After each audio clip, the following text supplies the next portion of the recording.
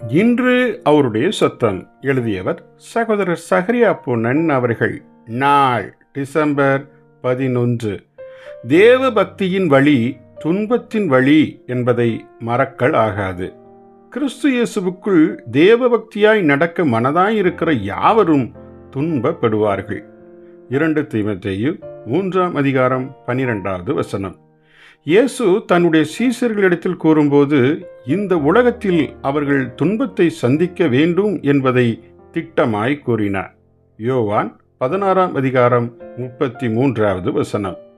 எனவேதான் அவர் பிதாவினிடத்தில் தன் சீசர்களுக்காக ஜெபிக்கும்போது, நீர் அவர்களை உலகத்திலிருந்து எடுத்துக்கொள்ளும்படி நான் வேண்டிக் கொள்ளவில்லை என்றே ஜெபித்தார். யோவான் 17:15. மேலும் அப்போஸ்தலர்கள் தங்களுடைய விசுவாசிகளுக்கு போதிக்கும்போது அநேக உபத்திரவங்களின் வழியாய்த்தான் அவர்கள் தேவனுடைய ராஜ்யத்திற்குள் பிரவேசிக்க முடியும் என போதித்தார்கள். அப்போஸ்தலர் 14:22.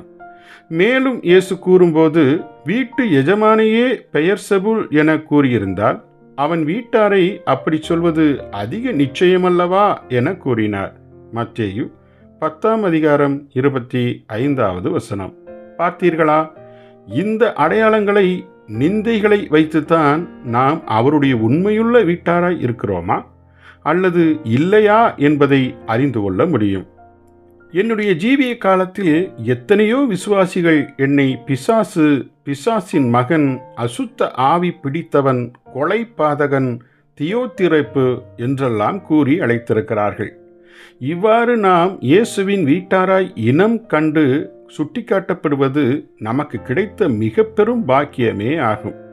இன்று யாரெல்லாம் ஆண்டவருக்கு உத்தமமாய் ஊழியம் செய்கிறார்களோ அவர்கள் யாவருக்குமே இந்த நிந்தை அனுபவம் நிச்சயம் கிட்டியிருக்கும்.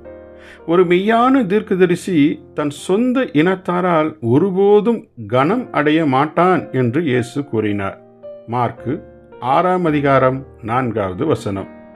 எந்த ஒரு மெய்யான தீர்க்கதரிசியும் அவனுடைய சொந்த இனத்தாரால் புறக்கணிக்கப்பட்டு கனவீனமும் அடைவான்.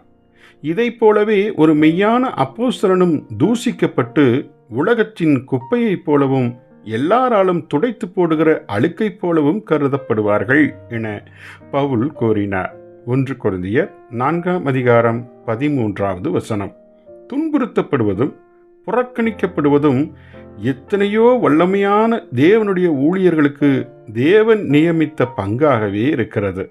ஜெபிப்போமா? எங்கள் அன்பின் தந்தையே, எங்கள் ஆண்டவர் இயேசு இவ்வுலகில் நடந்த பாதை துன்பத்தின் பாதை.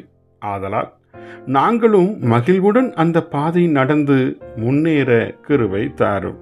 ஆமென்.